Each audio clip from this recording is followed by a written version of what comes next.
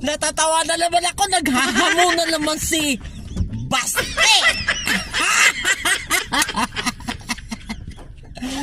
Naghahamon ng suntukan kay General Torre.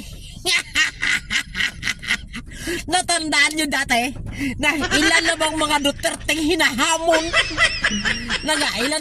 Ilan na bang mga Duterte naghahamon ng away, suntukan o barilan? Puro orong ang itlog, umatras ang itlog. Ngayon, hinahamon talaga si General Torre. Ngayon, ikinagat ni General Torre ang hamon ni Baste Duterte na makipagsuntukan dyan mismo sa Araneta. Dyan sa Araneta Gym. Pupusta talaga ako kay General Torre. Siyempre, idol na idol ko yan.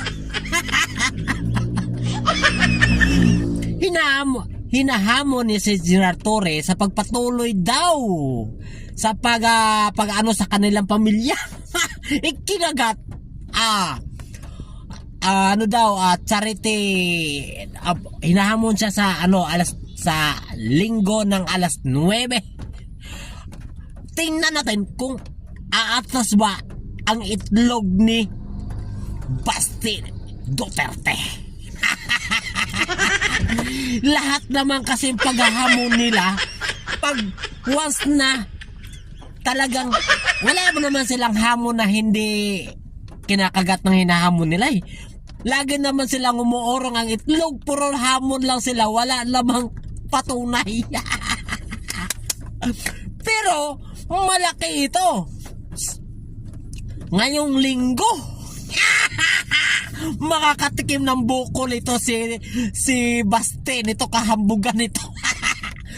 Si General Torre pa ay sanayan. General Torre,